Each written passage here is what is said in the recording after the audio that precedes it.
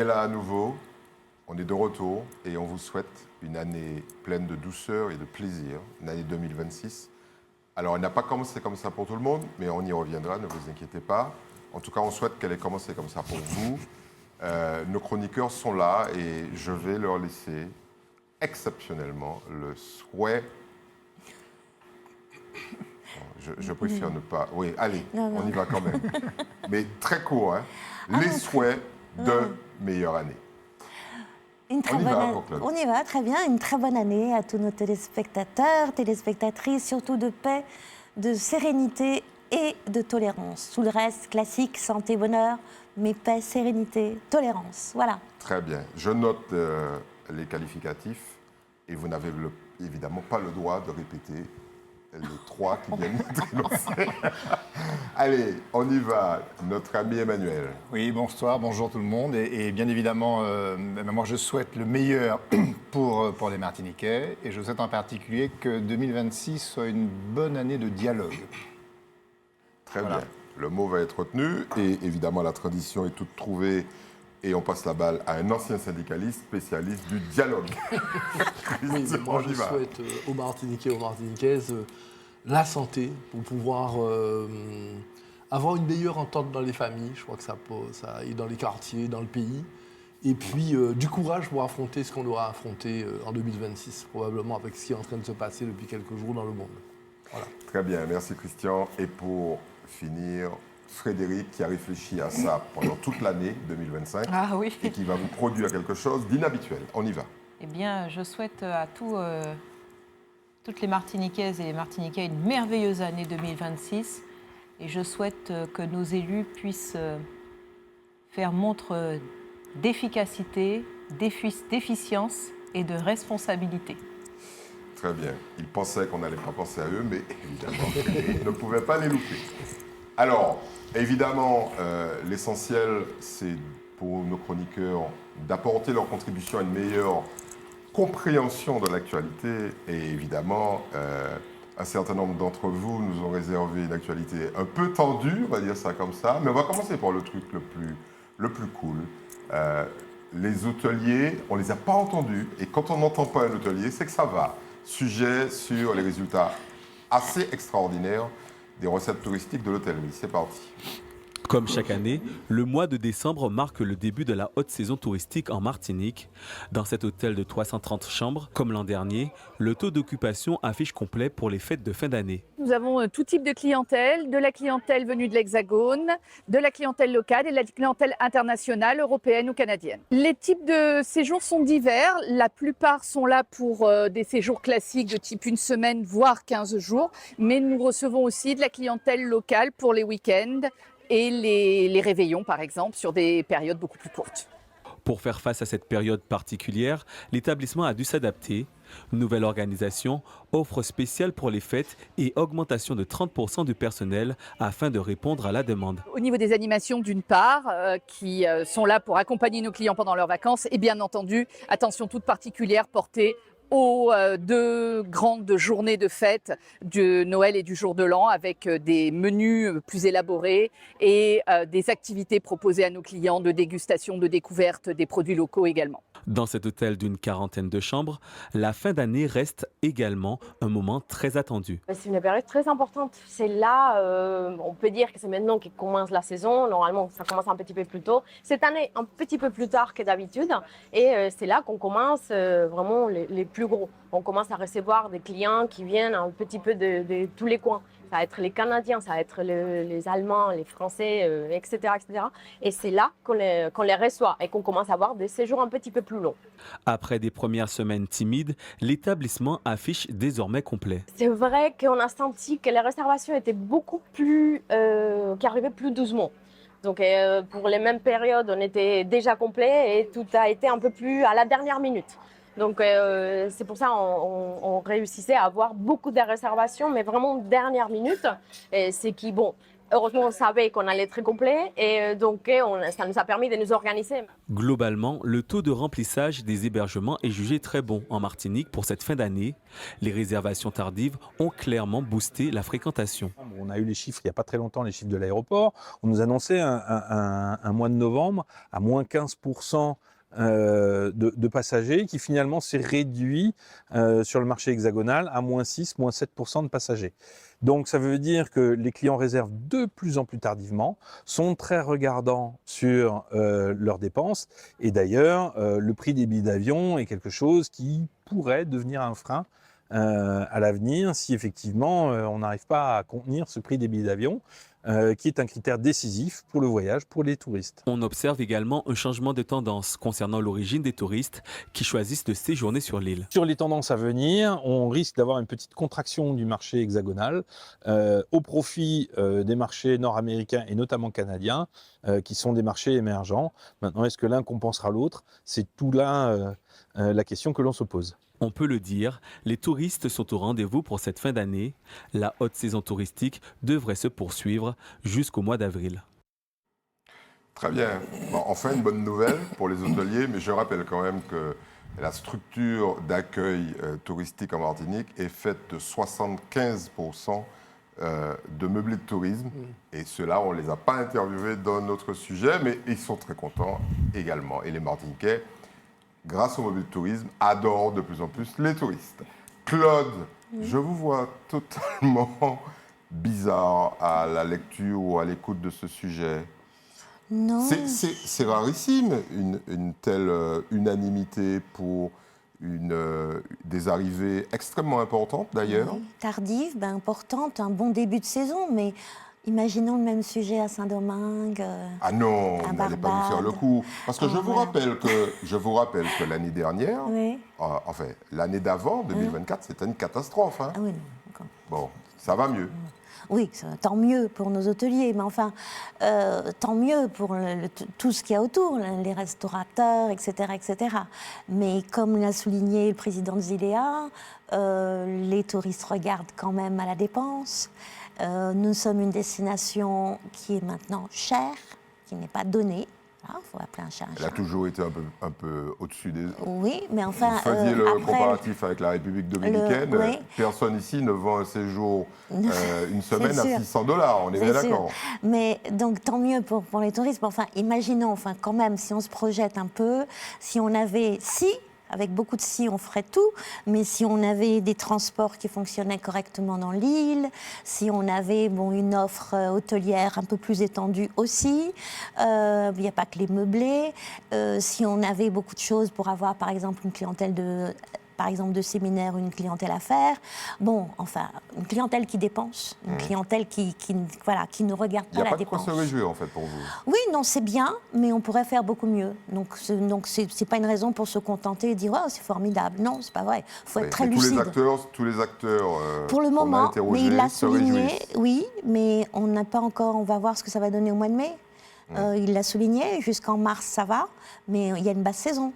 Et donc il faudra voir aussi ce que ça va donner. Et puis il faut voir, alors il y a l'ouverture du marché canadien, certes, mais... il y a de nombreuses lignes qui sont arrivées. Oui, de nombreuses lignes, ça fait 4000 pax, 4000 passagers, soit. Mais bon, on n'est pas sur 40 000, 100 000. Il y a un à tirer. Ça fait quand même près de, pour les Martiniquais, je rappelle le chiffre, alors il y a des estimations qui varient, mais les Martiniquais mettent dans leur poche, grâce au tourisme, près de 285 millions d'euros. Il ne faut pas l'oublier. Ça pourrait être multiplié par 2. Oui, le succès de la haute saison qui commence aujourd'hui ne doit pas masquer quand même les difficultés structurelles. Vous n'allez pas vous je vais un peu m'aligner sur Claude parce qu'il faut rappeler une chose très simple, c'est que le tourisme, pour apprécier son succès, il faut compter les 12 mois d'activité. Ouais. Or là, la haute saison, c'est 4 mois, 5 mois, 6 mois dans les meilleurs cas. Et or, on a des charges de fonctionnement de l'hôtellerie qui, elles, courent sur 12 mois, voire 14 mois. Et l'équation que n'arrive pas à résoudre l'activité économique du tourisme, c'est comment, avec 14 mois de charges, rentabiliser ces charges sur une saison courte. On a un problème de fond, c'est qu'on a un tourisme ultra saisonnier, avec un pic. Alors, c'est très bien quand le pic est à son maximum, mais ça ne doit pas nous satisfaire complètement parce qu'il faut simplement regarder le revenu de l'activité touristique sur une année entière. Ça, c'est ça le problème. Et donc, on a évoqué les freins qui sont structurels au succès du tourisme. Il y a le coût des billets d'avion, qui effectivement est un frein majeur. Mais il y a aussi le coût des exploitations de l'hôtellerie. Je rappelle que l'hôtellerie a perdu un tiers de ses chambres sur 20 ans. On a perdu 2300 chambres en 20 ans. Il y avait 5300 chambres il y a une vingtaine d'années. Aujourd'hui, il n'y en a plus que 3000. Donc, on est quand même dans un secteur qui se dégrade en termes de capacité d'offre. Et bien évidemment, c'est compensé par les meublés de tourisme. Il y a 10 000 meublés. Hein. Oui, absolument. Meublés à l'époque. Mais à l'époque, il n'y avait pas de meublés. Et d'ailleurs, il y a une volonté politique d'aider les meublés, notamment grâce aux fonds européens. Et dit, quand on parlait la dernière fois sur ce même plateau des solutions, on évoquait la zone franche sociale. Alors, on va dire que je radote un peu.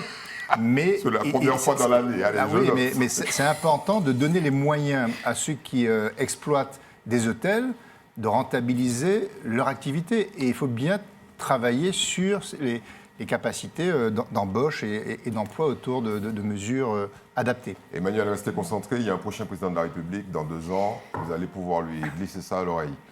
Christian, faites-moi le plaisir d'être un peu positif. Qu'est-ce que tu veux savoir? Alors, écoute, j'ai eu la chance ou le malheur, selon l'angle de vue, d'avoir eu en charge toute l'hôtellerie de la Martinique comme syndicaliste pendant près de 20 ans. Il y a des types qui s'en souviennent d'ailleurs. Absolument. Oui, pas que. Et donc d'avoir contribué à créer un statut pour le personnel, etc. etc. Et d'être rentré dans le fond des choses, avec des experts comptables et tout ça, et qui étaient hyper spécialisés sur la question. Et en fait, on s'est rendu compte que moi, j'avais fait une étude. J'avais fait une étude qui montrait que sur une semaine de chiffre d'affaires réalisé dans un hôtel de la Pointe-du-Bout, une semaine de chiffre d'affaires, il n'y avait que l'équivalent de 65 € qui restait en définitive à la Martinique. Vous vous rendez compte?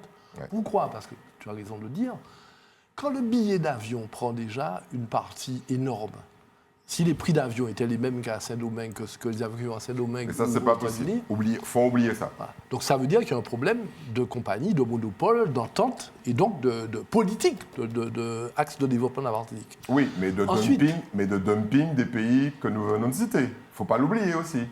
Sur l'exploitation des hôtels, mais sur les billets d'avion, qui sont les compagnies aériennes internationales, elles savent ce qu'elles font. Si elles ne font pas les prix qu'il faut, elles n'ont pas... voilà. Donc c'est une question politique, très politique. Ensuite, il y a l'organisation du fonctionnement de l'hôtel, la consommation, etc. Qu'est-ce qui est consommé et qui retourne là-bas, puisqu'on n'a pas la production locale qui permet au volume de suivre. Mais moi, je crois qu'il faut compenser ça par une vision politique que la Martinique devrait avoir. Le tourisme, c'est un axe majeur du développement. Tout le monde n'est pas d'accord avec ça. Non, mais c'est ceux qui n'ont pas réfléchi vraiment, parce qu'on n'a pas de pétrole, on n'a pas de choses. Donc ça, c'est un axe. On a le soleil, on a la mer, on a la culture, on a la cuisine, on a... Donc, il faudrait... Et c'est là qu'on voit que Christian Yosselé a profondément changé.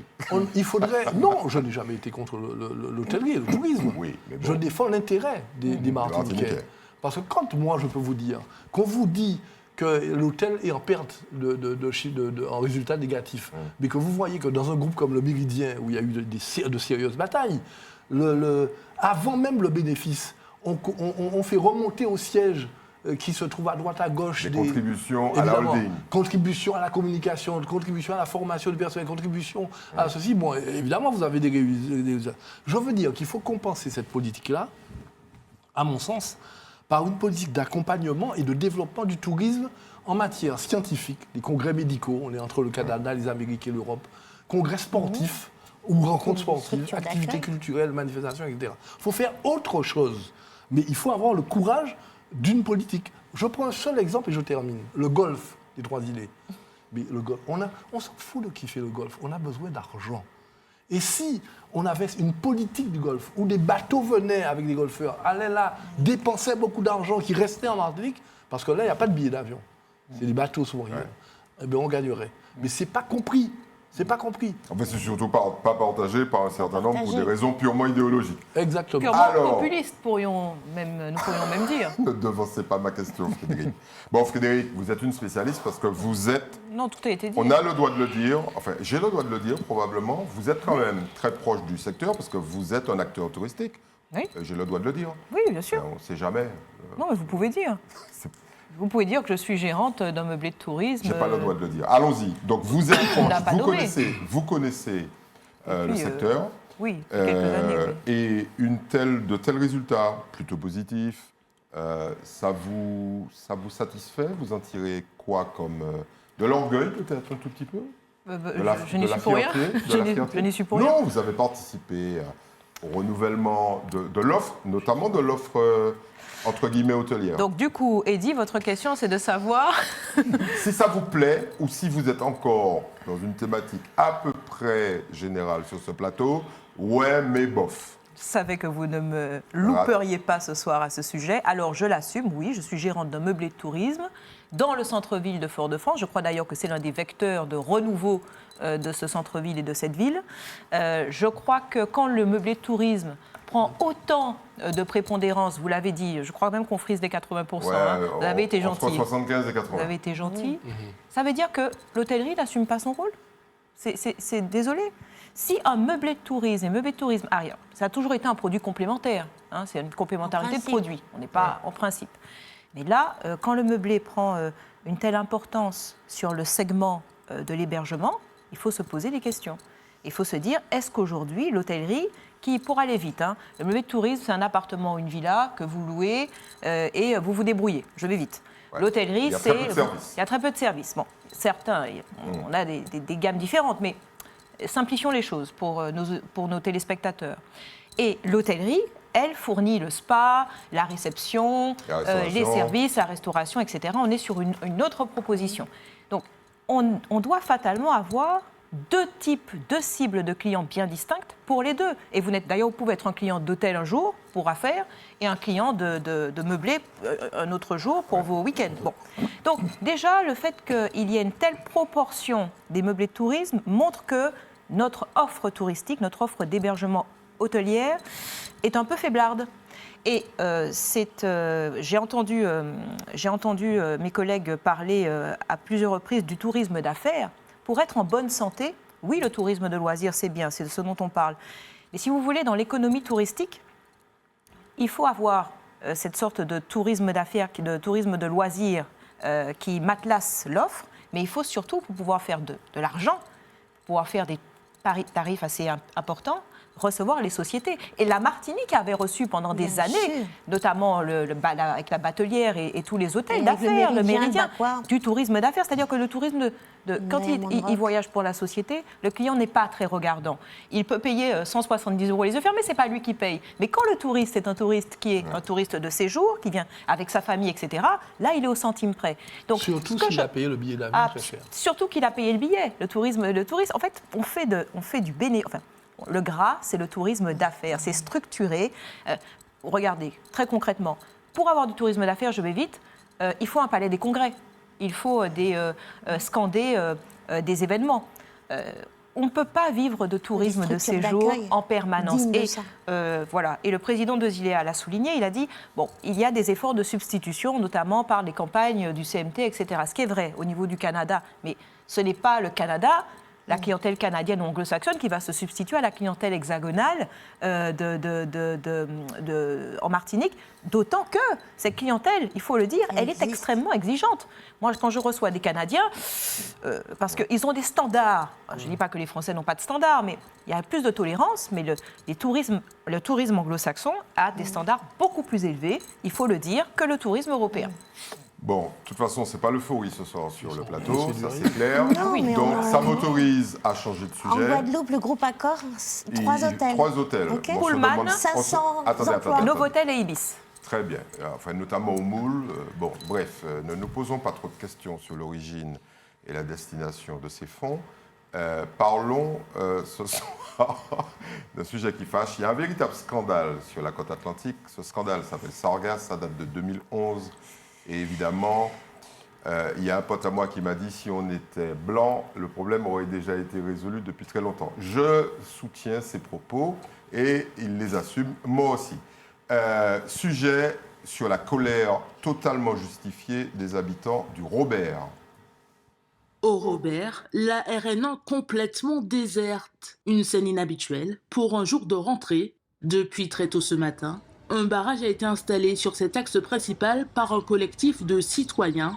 À l'origine de la colère, l'échouement massif et répété de sargasses sur les côtes robertines. Il pointe du doigt ce qu'il qualifie d'inaction de la part des autorités. Bien sûr, ça ne nous plaît pas de déranger les automobilistes et le Martiniquais qui va travailler. Malheureusement, c'est l'un des seuls moyens, en tout cas le seul moyen que nous ayons trouvé pour obtenir une plateforme. C'est dommage que ça passe par là parce que ça fait un moment qu'on interpelle les différentes autorités afin qu'on se mette d'accord sur un plan d'action. Et pour l'instant, il n'y a pas de réponse suffisante. Une situation qui a trop duré. Cette habitante de Pont-Aléry, l'un des quartiers les plus fortement impactés, nous montre ses pièces de monnaie noircies par les émanations dégagées par les algues. Nous sommes en grande souffrance parce qu'effectivement, c'est pas de notre faute si on habite au bord de la mer. Nous demandons aussi qu'on nous enlève un pourcentage dans les impôts. Je ne dis pas tout, parce que nous sommes condamnés à payer les appareils ménagers 3 fois sans frais. Tout le temps, c'est 3 fois sans frais. Je suis condamnée 3 fois sans frais. Et souvent, la prolongation de la garantie, on nous refuse quand on dit que nous habitons au Robert. Bien que bloqués, les automobilistes disent comprendre le mouvement sans forcément en accepter la forme. On a besoin d'aller au travail, on ne peut pas être bloqué comme ça, on a besoin de passer. Donc bon, je comprends la mobilisation, mais je ne rejoins pas tout ce qui est bloqué la route. Oui, nous comprenons. C'est force basot et puis ça va expliquer que l'État à côté des autres là qui gère ça parce que ça y même prendre l'argent, il peut même faire ça qu'il faut. C'était prévenu, donc on a eu quelques petits accrochages rapides, mais les gens après, par la suite, quand on leur explique, ils comprennent, on leur donne des chemins aussi, parce qu'on est en Martinique, donc on a cette chance d'avoir ce qu'on appelle des chemins chiens, donc ils comprennent et puis voilà, tout va bien, tout se passe bien. Plus loin, un autre barrage érigé. De temps à autre, les manifestants laissent passer quelques véhicules. S'ils reconnaissent l'intervention régulière de la mairie avec ses propres moyens, selon eux, il est temps que des mesures concrètes soient prises, et ce, au plus haut niveau. L'État qui prenne aussi leurs responsabilités, parce que je pense que l'État a une part dans cette affaire de sargasses, et qu'il y a le gîte qui a été créé pour ça, et en ce moment, on n'a pas encore entendu vraiment parler d'eux. En cours de journée, les barrages sont devenus filtrants, permettant la reprise ponctuelle de la circulation. Sur le bord de mer, les machines affectées au ramassage étaient-elles à l'arrêt, malgré, une nouvelle fois, une impressionnante nappe d'algues fraîchement échouée. Voilà. Alors, évidemment, je vais laisser aux chroniqueurs le soin d'apporter leur soutien ou pas aux manifestants. Mais en tout cas, rappelons que cette affaire dure depuis 2011 et que des dizaines de millions d'euros ont été investis dans la collecte, dans les barrages, etc. Et que, évidemment, il n'y a aucune solution pérenne qui a été trouvée. Et surtout, les résultats sont catastrophiques, à la fois sur le plan technique, vous l'avez entendu, pas de frigo, pas de congélateur, pas de ventilateur, pas de bagnole parfois, mais surtout sur le plan de la santé. Et il y a probablement que nous paierons un jour les résultats de l'inhalation de ce type de gaz à l'origine, dont les sargasses sont à l'origine. Alors, elle est très concentrée, et je passerai tout de suite la parole à Frédéric Disman. Oui, du coup... Alors, Frédéric, on est bien d'accord que là, il y a de vraies questions. Autant d'argent n'a pas pu être investi sans des résultats probants, a priori. Là, zéro résultat. Chaque fois qu'il y a l'arrivée massive de sargasses, il n'y a plus de barrage, il n'y a plus de ramassage. Grosso modo, c'est un vrai échec et une catastrophe pour les responsables. Oui, alors sur ça, je serais... oui, absolument. Mais l'État, ce n'est pas comme si l'État ne faisait rien du tout. De 2018 à 2024, on a eu quand même des dizaines de millions d'euros qui ont été versés par l'État sur notre zone pour pouvoir améliorer la situation. Là où je rejoins les habitants et ceux qui sont extrêmement révoltés, et ils peuvent l'être, c'est quand ils parlent de l'absence du GIP Sargasses. Ça, c'est vrai que depuis plusieurs années, je me dis, mais quels sont aujourd'hui... Il est récent, ce GIP Sargasses. Mais hein, peu importe, mais peu importe la récence, je suis d'accord, mais il faut une présence. En fait, là, ce que je veux dire par là, c'est que je ne crois pas qu'il y ait de solution toute trouvée concernant les sargasses. Mais il faut, même quand on n'a pas trouvé de solution, montrer à la population la bonne volonté de pouvoir le faire et être présent. Aujourd'hui, c'est d'abord un problème de communication. Je pense qu'il y a de la présence des élus de terrain, la présence du GIP, la présence d'un certain nombre d'efforts, que la population constate qu'il y a un effort de lobbying, par exemple, auprès de l'État, de lobbying auprès de l'Europe. Des associations se mobilisent pour ça et ça ne doit pas être uniquement aux associations de le faire. Le sujet de la sargasse, il est scientifiquement très complexe. Hein. C'est-à-dire qu'on peut... Déjà, il y avait la mer de sargasse qui existait depuis le Moyen-Âge, j'ai envie de dire.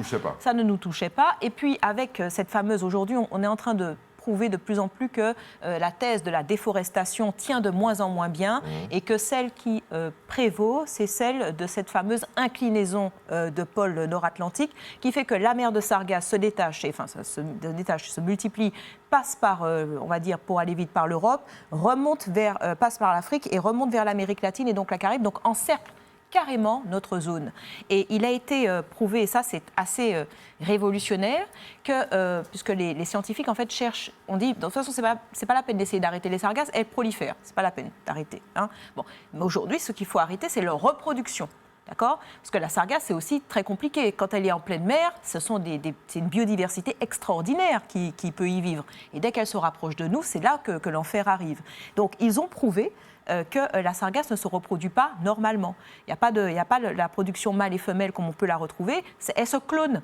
Ouais. En fait, elle se clone et c'est l'un des organismes sur Terre qui se clone, sur mer et sur Terre malheureusement, qui se clone à la plus grande échelle. Donc en fait, comme elle se clone, vous ne pouvez pas l'arrêter. Donc aujourd'hui, il faut des millions d'euros pour financer une recherche qui peut aujourd'hui stopper, faire comprendre comment la sargasse se reproduit et l'endiguer. Mais il faut, je vous le concède, des moyens financiers. Je ne sais pas si l'État français, vu son état financier, pourra le financer intégralement, mais je crois qu'il y a des solutions et ces solutions, on les trouvera dans la science de toute façon. Emmanuel, sans être totalement vulgaire, tout ça fait de belles jambes aux gens qui subissent ça à longueur de journée, d'années, qui sont malades pour beaucoup. Quelles sont les solutions immédiates ? Parce que quand on commence à regarder ce qui se passe autour de nous, quand on commence à s'intéresser à ce qui se passe en Bretagne pour les algues vertes, où il y a eu des... Alors, c'est pas comparable, mais on est quand même sur une pollution mortelle. Là, en l'occurrence, sur les algues vertes, il y a des solutions qui ont été trouvées.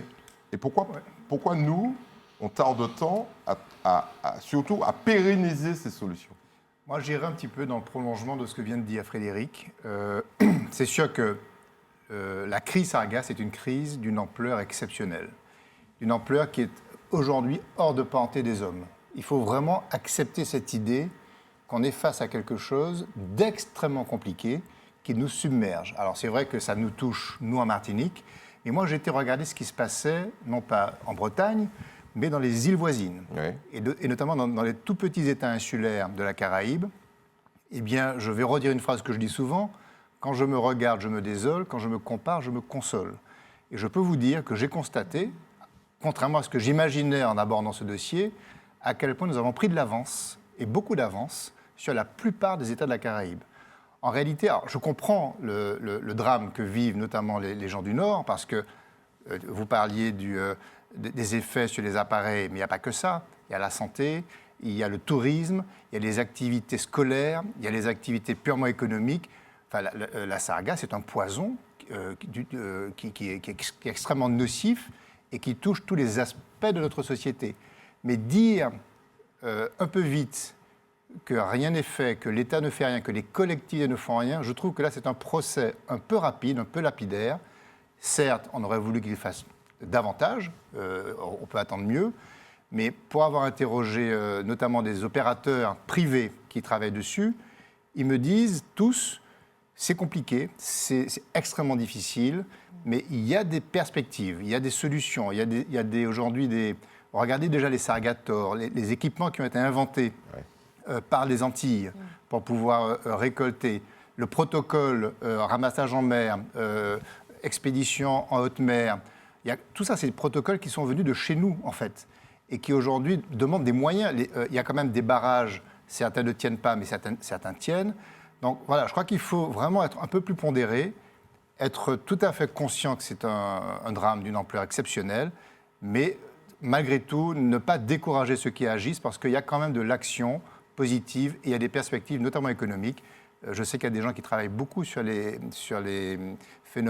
méthodes de ramassage pour accélérer la rentabilité des ramassages et aussi les filières de traitement. Et ça commence à venir.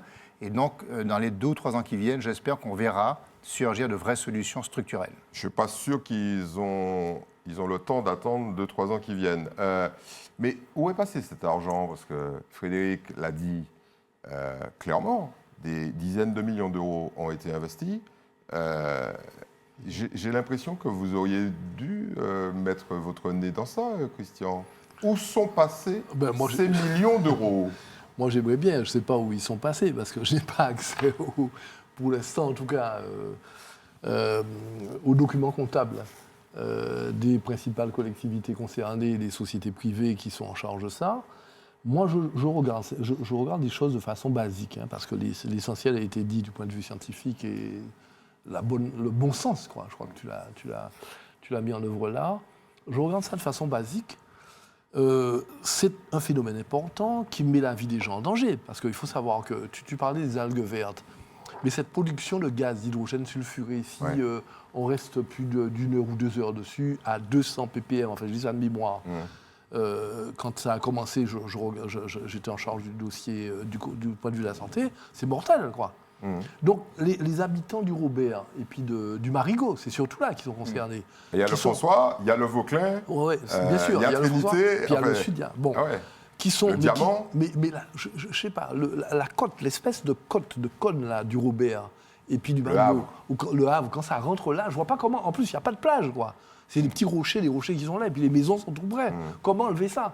Donc, moi, je parle de l'idée que quand on ne peut pas résoudre un problème en une fois, rapidement, et quand on n'a pas les moyens, il n'y a pas de solution miracle. Il faut que tout le monde se mette d'accord. Il y a eu un GIP qui a été mis en place il n'y a pas longtemps.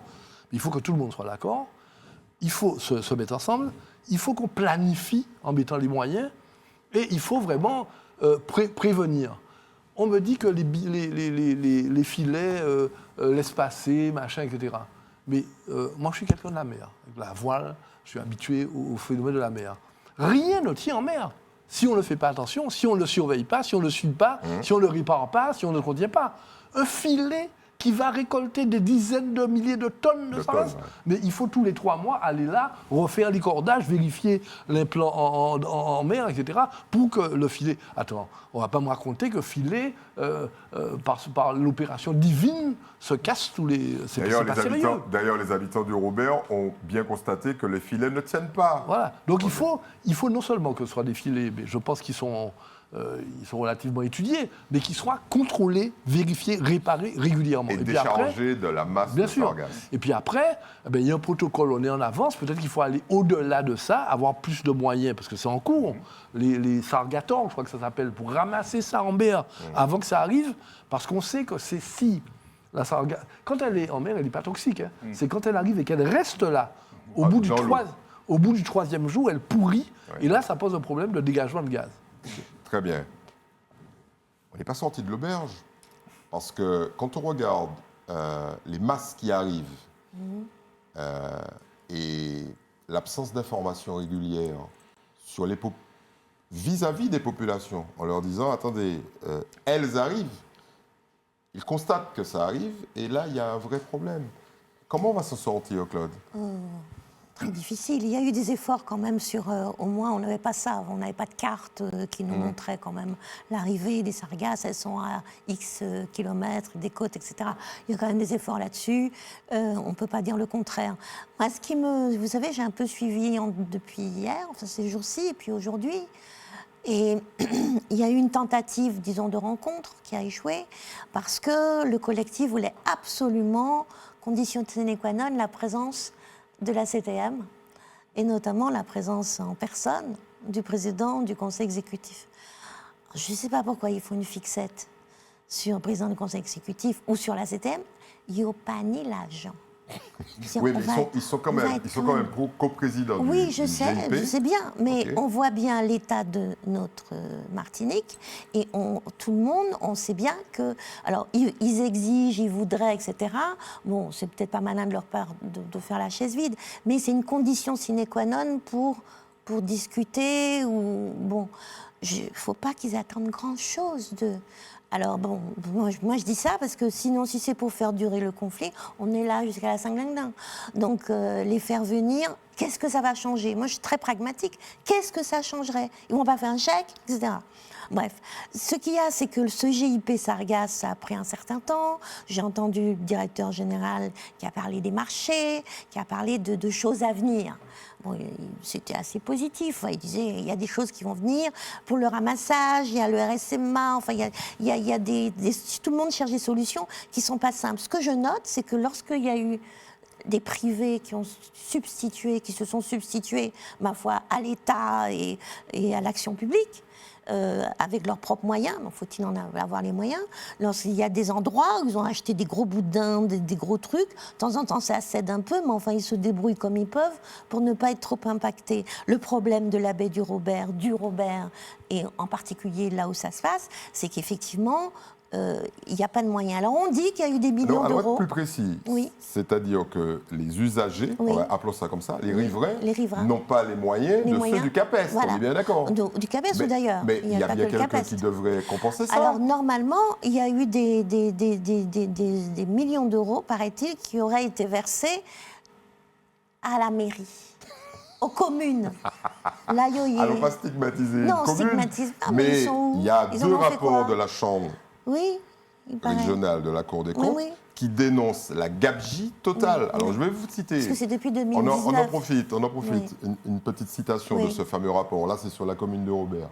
Afin de répondre à un besoin récurrent de la nature, la commune effectue ainsi des achats fractionnés de montant annuel supérieur au seuil ci-dessus rappelé, en saucissonnant depuis plusieurs années des dépenses relatives à l'enlèvement et au stockage des sargasses. Elle se soustrait aux obligations concurrentielles et favorise les mêmes entreprises. C'est écrit, hein. J'invente rien. Donc là, il y a un problème. Oui, il faudra peut-être que tout le monde se plonge dessus. Vous dites que là, dès qu'on commence à toucher à ça, pas du tout le monde disparaît. Il faudrait que les autorités se plongent dessus. Mais en fait, ce que les riverains veulent, c'est de manière très pragmatique. Là, ça fait longtemps qu'ils manifestent, hein, c'est vrai. D'ailleurs, il y a un collectif avec docteur, je ne sais plus quoi, qui a une très jolie maison au bord de l'eau. Alors, il sait qu'il ne pourra pas la vendre, donc il est à fond. Mais on peut le comprendre.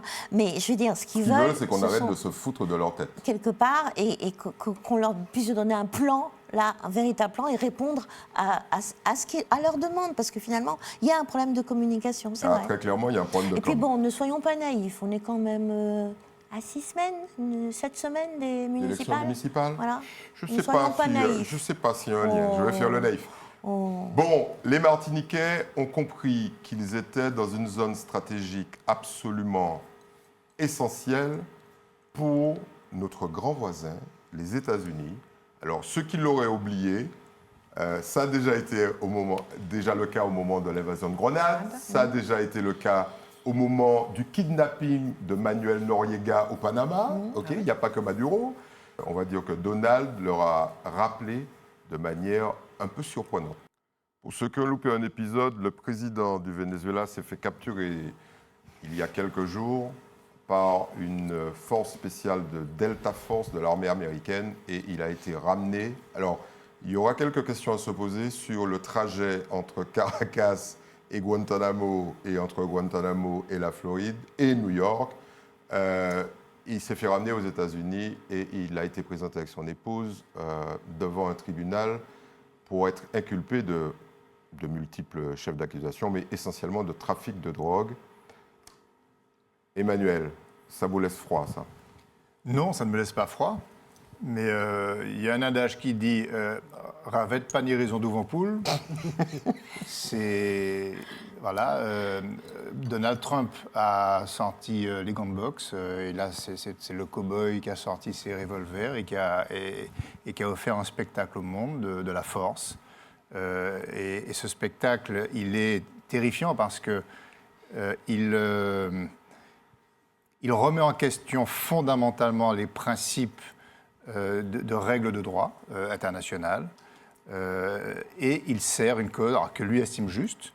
Mais une fois qu'on a dit ça, il faut quand même rappeler aussi, à l'inverse, qui est Nicolas Maduro. C'est pas un enfant de cœur, c'est quelqu'un qui n'a pas été reconnu par la majorité des pays de la communauté internationale dans son rôle de président. Il faut le rappeler, ni l'Europe, ni beaucoup de pays d'Amérique latine, ni bien évidemment les États-Unis, n'ont jamais considéré que c'était un président légitime. C'est quelqu'un qu'on dit être à la tête de cartels, notamment le cartel du Soleil, des Soleils, qui est la grande plateforme logistique qui permet de transférer les drogues produites en Colombie et au Mexique vers l'Europe et vers chez nous d'ailleurs. D'ailleurs, le drame du narcotrafic que la Martinique connaît provient d'une certaine manière directement de l'action du Venezuela. Ouais. Et donc, et avec derrière tout un cortège de drames. Et moi, il y a une réflexion que je me fais, c'est que, bien évidemment, la méthode de la Trump, elle est totalement insupportable parce qu'elle ouvre les boîtes de Pandore de toutes les violences. Demain, Taïwan sera envahi par la Chine, ça n'émouvra personne. D'une certaine manière, il vient de donner quitus à Poutine pour continuer son action sur l'Ukraine. Enfin, tout ça, c'est quand même très inquiétant comme signal donné par Donald Trump. Mais il y a un aspect que je n'arrive pas à complètement évaluer, mais peut-être que le débat va nous y aider, c'est que j'ai le sentiment qu'en réalité, le Venezuela mène une guerre contre l'Occident de manière non déclarée, mais une vraie guerre, la guerre du narcotrafic, la guerre hybride, qui est une guerre anti-américaine totalement assumée, il ne faut pas l'oublier, la guerre des alliances avec la Chine, puisque l'essentiel des ressources pétrolières vénézuéliennes servent à alimenter la Chine dans le conflit des grands pôles sino-américains. Et donc, il y a un état de guerre en réalité contre lequel a réagi Donald Trump avec une grande brutalité. Il a fait aussi un acte de guerre. Claude est probablement sur la même longueur d'onde, sur la même ligne. Cette histoire qu'on nous jette en pâture du cow-boy qui dégaine et qui récupère son ennemi favori, sa poupée ennemie favori, elle cache certainement des choses un peu plus graves et un peu plus importantes, Claude. Oui, je ne suis pas complètement sur la même longueur d'onde sur le narcotrafic, mais pas entièrement. Non, ce qu'il y a, c'est que j'ai eu l'honneur d'animer une conférence avec Maître Jean-Claude Beaujour, cet avocat international guadeloupéen spécialiste des États-Unis, qui est venu sur le campus au mois d'avril dernier. Et il nous avait expliqué, Frédéric était présent, que le rôle important de la Chine et qui est vraiment la bête noire de Donald Trump. Déjà lors de sa première mandature, mais également pendant la campagne électorale de Donald Trump, lorsqu'il s'agissait de politique internationale, son ennemi est la Chine. Alors, faites-nous le lien là, entre la Chine et le Venezuela. Oui, justement. Son ennemi, c'est la Chine. Et alors, deux choses. Il y a la Chine et il y a l'aspect des ressources pétrolières, certes. Mais justement, d'abord, la Chine a pris beaucoup d'importance. Et pour Donald Trump, l'Amérique lui appartient, entre guillemets, du pôle Nord au pôle Sud. Les Amériques, c'est lui, c'est son domaine, c'est son terrain de jeu. Et il est hors de question que les Chinois, qui sont maintenant très présents dans la Caraïbe, en Amérique latine, et commercent énormément, etc., finalement, ils ont pris trop d'importance. Il y a d'ailleurs Il y a d'ailleurs une petite information qui est passée complètement inaperçue, peut-être que vous l'avez chopée, c'est qu'à l'entrée du canal de Panama, il y a un monument historique chinois et Donald Trump a décidé, de le démolir. Et d'ailleurs, et donc avec les services secrets, il savait, cette date, elle est emblématique du 3 janvier pour plusieurs raisons, mais il y a une délégation de diplomates, avec des diplomates chinois qui ont rencontré le président Maduro, qui ont discuté avec lui le 2 janvier, vendredi, et le soir, il était... Bon, et donc, déjà, la Chine, il faut la mettre hors jeu. Et la deuxième raison, et ça rejoint les ressources pétrolières, c'est qu'effectivement, le Venezuela, dont il faut quand même savoir, c'est 20% des ressources mondiales de pétrole, et donc quand les Américains, c'est vrai, ont exploité au départ, dans les années 20, le pétrole avec des infrastructures, etc., ont été mis hors circuit, les entreprises ont été nationalisées, les entreprises américaines de l'époque. Et il faut savoir que les principaux bailleurs de fonds de Donald Trump, chez les Républicains, sont les pétroliers. Notamment donc il Exxon, a une dette Chevron, aussi là-dessus. etc. Et donc c'est une mainmise aussi. Donc, et la Chine commerce, Emmanuel l'a dit, donc utilise les ressources pétrolières du Venezuela et ne paye pas en dollars. Ne paye pas en dollars. Et donc ça, c'est très important parce que ça déstabilise un petit peu, parce qu'il y avait l'accord pétrodollar avec l'Arabie Saoudite, et ça déstabilise. Et donc cette importance qu'a pris la Chine, le Venezuela, etc., là, faut stopper. Et là, c'est la mainmise, le retour des États-Unis. On va retrouver, il l'a dit. Alors, Donald Trump, pour finir, ce qui est extraordinaire en tant que communicant, ce que je veux dire, c'est qu'on lui prépare des trucs, des fiches. J'ai suivi la conférence de presse avec CNN. On lui prépare tout. Et puis, à un moment, quand il y a les questions, il revient, il redevient lui-même. Et il dit vraiment ce qu'il pense. Et c'est terrible de dire « Ah, mais il y a le pétrole, c'est une évidence. » Enfin voilà. Alors que jusque-là, c'était narcotrafic à fond, etc. Et mais surtout, bon, mais c'est quand même. Il fait ce qu'il dit. C'est préoccupant, tout à fait. Voilà. Et puis les Martiniquais ont découvert subitement que oui, le ciel. Ils étaient dans la sphère d'influence. Voilà, et que le ciel de la Martinique, au-dessus de nous, à un moment, voilà. D'ailleurs, les Guadeloupéens se rappellent que les États-Unis ont privatisé l'aéroport du Rézé pendant 4 jours pour évacuer leurs ressortissants et puis là, il y a un petit peu de Saint-Martin. Voilà. Donc ils sont là. Frédéric. Yes. Finalement, ça a l'air d'être un film. Tout le monde était branché, en fait, tout le monde était sur ces fameuses chaînes d'information. Mais derrière tout ça, il y a une réalité d'un pays qui souffre énormément. Il y a 7 millions de Vénézuéliens. 8 millions de Vénézuéliens qui ont quitté le Venezuela. Et, cerise sur le gâteau, mais ça on le savait depuis un moment, Nicolás Maduro, ses avoirs financiers aux États-Unis de l'ordre de 800 millions de dollars ont été saisis par Donald Trump, déclarés, dont de l'argent liquide, des villas, un haras, des avions Falcon 900, tout ça aux États-Unis, alors qu'il se bat contre le grand Satan. Pas étonnant qu'il n'ait pas manifesté quand il a été arrêté. Hein. Oui, il est un peu chez lui. Ah oui.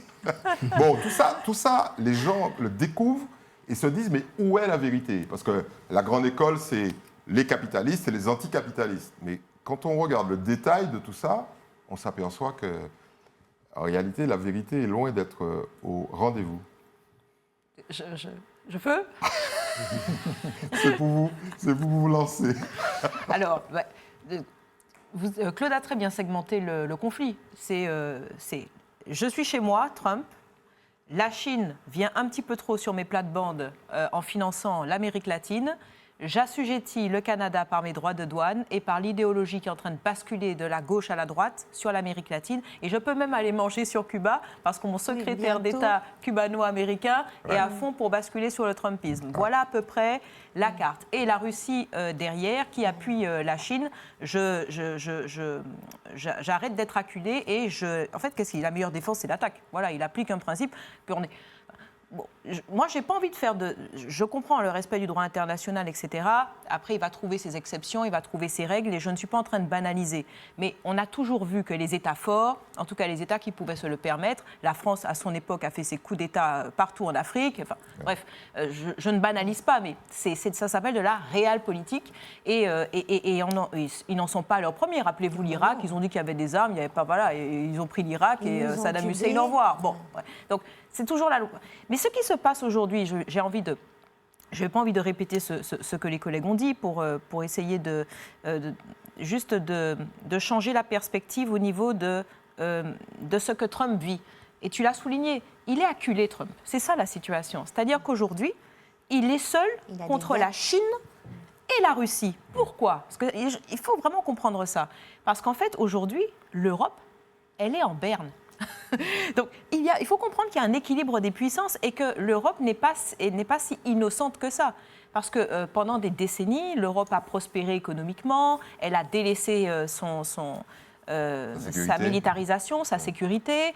Elle n'a pas nécessairement non plus été extrêmement, on va dire, productive, puisqu'on est quand même un petit peu largué en Europe sur tout ce qui est nouvelles technologies, numérique, intelligence artificielle. Donc, elle s'est laissée un peu porter par son grand frère américain. Et aujourd'hui, Trump nous dit, il l'a dit d'ailleurs, vous ne servez à rien. En fait, vous étiez le paravent des États-Unis. C'est pour ça qu'il y avait un équilibre des forces. Maintenant, ils viennent carrément sur mes terres. Je vais vous montrer de quoi cela relève. Voilà un petit peu la position. On est dans la géopolitique pure et dure. Alors, l'ancien lutteur anticapitaliste, ça doit vous faire bizarre, Christian, ça? De quoi? Cette espèce de retournement, Pax Americana... l'Amérique, c'est à nous d'abord. Ça me fait pas bizarre parce que ça doit vous énerver. Je n'ai pas 20 ans, moi. J'étais là quand il y a eu le coup d'État au Chili, en 1973. En 1973. Et j'étais né quand il y a eu, depuis les années 52, je crois, 17 coups d'État des Américains en Amérique latine et en Amérique centrale. L'invasion de la République dominicaine, l'invasion d'Haïti, etc. Sauf qu'aujourd'hui, on est au 21e siècle.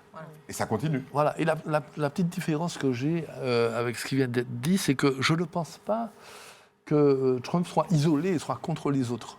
Je crois qu'il est avec les autres. C'est aujourd'hui un monde de prédateurs. J'ai fait des moissures ça entre Trump, qui s'entend avec Poutine comme criminel en froid, je veux dire, Palaro en froid. Il y a un bouquin extraordinaire de Jad Darmpoli qui s'appelle justement Les Prédateurs, qu'on vous recommande. Et aussi avec Xi Jinping et avec Netanyahou pour faire des crimes contre l'humanité. Il a un différent avec Xi Jinping. Il a deux différents. C'est un différent, effectivement, de puissance, parce que la Chine, évidemment, dans peu de temps, dépassera vraisemblablement les États-Unis au plan de la puissance économique. Elle la rattrape, enfin, elle a encore du chemin au plan militaire, mais il ne faut pas oublier que la Chine finance le déficit américain au quotidien considérablement. Ouais. Donc, il ne faut pas écouter tout ce qui se dit. Donc, je crois que Trump, c'est un prédateur. Il n'a rien à faire avec les institutions américaines, avec le droit, avec aussi bien le droit national que le droit international. Ce qui compte pour lui, c'est les affaires. Il a derrière lui des gars d'extrême droite qui ont une philosophie, c'est la guerre économique et c'est gagner à tout prix ça. Et puis un point, c'est tout, c'est des gars d'extrême droite, quoi. Faut pas oublier. JD20, ils sont dans des associations, faut voir quand vous lisez ce qui se passe par derrière. Donc je crois que lui, leur objectif, c'est quoi? C'est reprendre ce que le Venezuela, à une époque, leur a pris en nationalisant le pétrole. Ils se rendent compte que cette manne de 303 milliards de barils de pétrole ne peut pas leur échapper. Et comme il n'en a rien à faire de la légalité, eh bien, il a la puissance militaire pour mettre la main dessus, il met la main dessus. D'autant que le Venezuela lui pose un problème, pas seulement le Venezuela, et tu l'as abordé, c'est qu'ils sont un peu en position de faiblesse par rapport à la Chine du point de vue monétaire. Et toute cette politique des BRICS pour faire descendre le dollar et utiliser le yuan et un autre système, ça serait une catastrophe pour les États-Unis. Donc il ne peut pas. Et en plus, je termine dessus, il a un objectif électoral bientôt. Donc son objectif, c'est de masquer toutes ces affaires à lui par, évidemment, la course en avant militaire qu'il fait. Il faut absolument que les peuples du monde se mobilisent pour interdire ce qui est en train de se faire. Parce que c'est un retournement au niveau mondial des règles internationales de la diplomatie, en fait. Et puis il y a Cuba, la Colombie. Bien sûr, et derrière, on sait ce qui vient. Il a annoncé d'ailleurs aujourd'hui, je ne sais pas si vous avez vu, que dans 20 jours, il va s'occuper du Groenland. Oui. Dans 20 jours. Oui, il l'a annoncé. Bon, qu'il n'y ait pas de confusion. Pour qu'il n'y ait pas de confusion, l'élection dont Christian parle, c'est l'élection à mi-mandat au Congrès au mois de novembre 2026. Mais c'est très important parce que, selon les sondages, il y a de fortes chances que Trump perde la majorité à la fois au Sénat et au Congrès. Et là, c'est fini. On n'a plus de pouvoir quand on n'a plus ça. Les plus et les moins. Alors, très très short, parce que là, je vous ai laissé vous exprimer. On va commencer par Claude. Ah bah ça va être rapide. Deux choses. Au mois de décembre, moi, j'ai rencontré, il y avait des rencontres organisées par Serge Romana, professeur Romana, voilà, à propos justement de ce futur mémorial qui va comporter, au Trocadéro, qui va comporter donc des noms, d'esclaves, etc. Et donc, moi, j'ai assisté, c'était formidable. Alors moi, ce que je veux dire aux Martiniquais, à nos téléspectateurs, c'est franchement, il faut absolument aller, c'est très important, puisqu'on est en plein, ça s'appelle Mémorial, il faut aller sur le site mémorial-trocadéro.org pour voir s'il y a le nom, s'il y a, etc. Et puis il y a une association locale qui s'appelle Anchou-Cage, donc Anchou, A-N-C-H-O-U, K-A-J.org aussi, pour voir tout ça, parce que c'est très intéressant. Et ça me permet de glisser sur les origines, sur nos origines, sur les origines de nos familles. J'arrête pas de le dire, moi j'ai eu la chance de le faire pour ma famille, j'avais seulement 18 ans, mais il faut le faire, il faut que les enfants, les petits-enfants le fassent, c'est très important, et ça passe aussi par aller découvrir les origines de la Caraïbe avec cette magnifique exposition qu'il y a à la Fondation Clément. Je suis désolée, mais il y a un lien.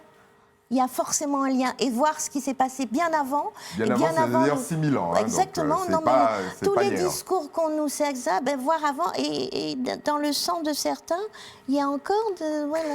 Pas le sang de certains, dans le sang de beaucoup. De beaucoup plus qu'on ne pense. Il y a des Amérindiens. Voilà, exactement.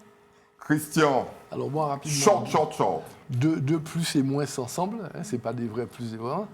Je soutiens à fond la grève des médecins dans le contexte actuel, qui veulent prendre en charge correctement leurs malades. Médecins libéraux, médecins libéraux, pas assez nombreux, dans un contexte d'attaque sans précédent contre les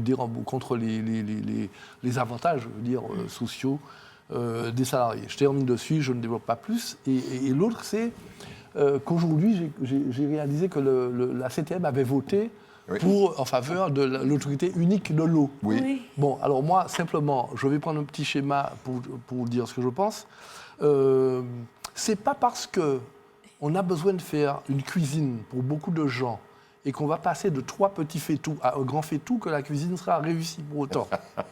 D'accord ? Alors rappelons quand même que c'est une habilitation. Bon. Alors, ça se passe dans le cadre d'une habilitation, ce qui jusqu'à maintenant n'était pas le cas. Donc en clair, la capacité de faire la loi, on va dire ça, en matière d'eau, d'assainissement. Et vous avez oublié un petit bout, l'énergie. Bon, alors, je dis moi que c'est une bonne chose, à condition qu'on fasse sérieusement les choses et que l'on rompt avec un certain nombre d'habitudes. Donc, la politique, l'idée, la ligne partagée, d'accord, le programme, où on veut aller, et l'entente pour le faire avec les moyens que l'on mobilise. Et les moyens qu'on mobilise pour le faire. Bon, très bien. En tout cas, c'est la communication avec la population. C'est une grande avancée. De mon point de vue, c'est une grande avancée sur l'élimination de la corruption qui règne dans ce secteur. Alors là, j'assume totalement. Heureusement que j'ai souscrit à ma réserve d'eau de pluie. Il y a intérêt. Alors, Frédéric, plus et moins rapidement. Déjà, je voulais demander à Claude rapidement, parce que justement, c'est très important. J'ai fait ma recherche sur le mémorial avec mon nom, mais j'ai rien trouvé. Qu'est-ce qui se passe ? Non, mais justement, tu peux contribuer. C'est une bonne question. Tout le monde n'est pas dans ce mémorial. Voilà. Ça veut dire que la recherche par rapport à ton nom, c'est le cas aussi de ma famille. Ils ont été affranchis, enfin, notre ancêtre a été affranchi en 1831. Donc ce mémorial figure des noms à partir de 1848. Voilà. Tous ceux d'avant n'y sont pas, sinon ça ferait des milliers encore.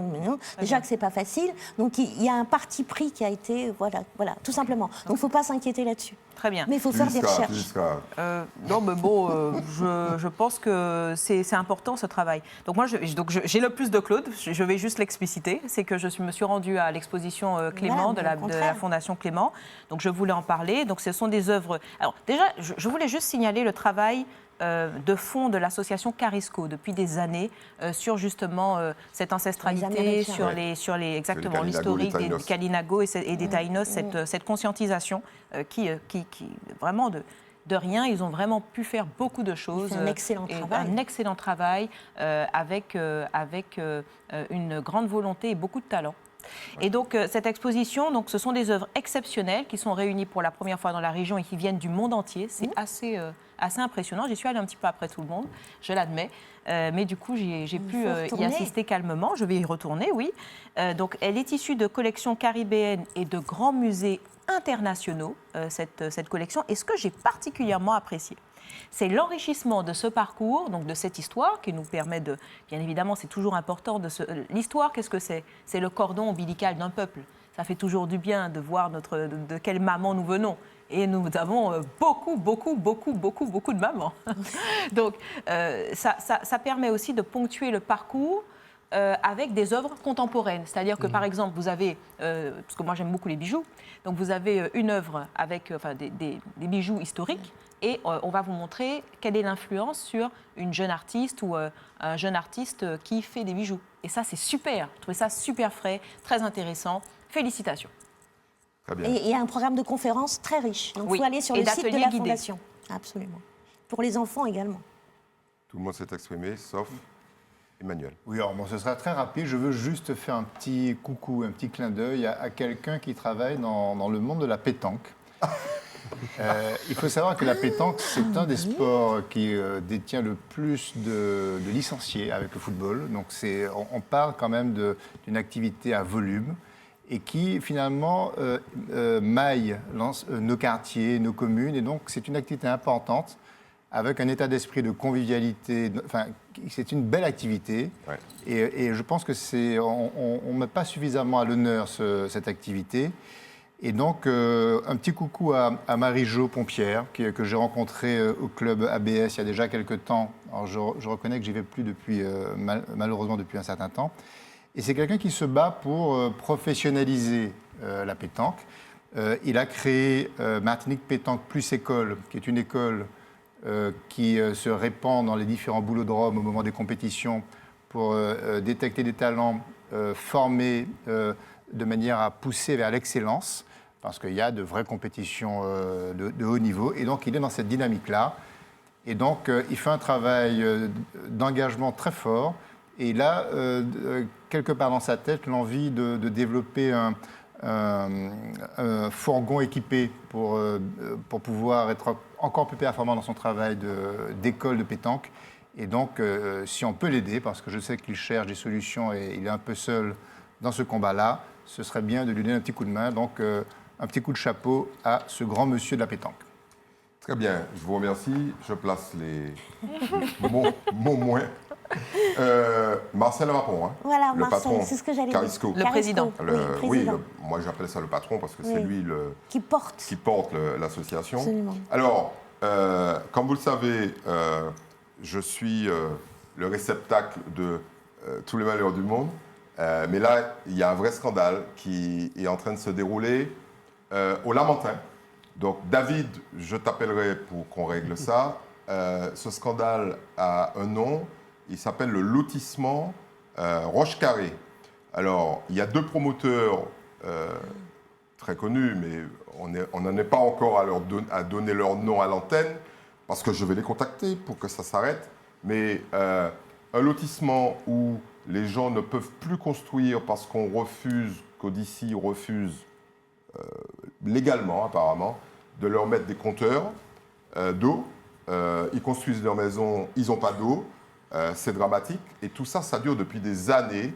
Et quand vous connaîtrez le nom des deux promoteurs qui ont géré ça de manière, on va dire, approximative, vous verrez que tout ça, c'est un scandale. Il y a 26 lots. Dany Chomé, on va régler ça, cool, pour que ces gens puissent à la fois vendre leur terrain s'ils veulent partir ou donner à boire à leurs enfants. Merci beaucoup. Merci. On a dépassé très largement, mais c'est normal. C'est la rentrée. L'émission de rentrée est l'émission la plus longue de l'année et l'émission de sortie la plus courte. Je vous embrasse. Merci de l'ensemble des informations que vous nous transmettez. Merci de vos suggestions. Et puis, bien évidemment, meilleure année possible. Et puis surtout, félicitations à nos équipes qui sont là, qui sont présentes et qui nous aident en régie à faire en sorte que cette émission soit un succès. On sait qu'elle est un succès et nous vous en remercions. À très bientôt. À bientôt. Bravo.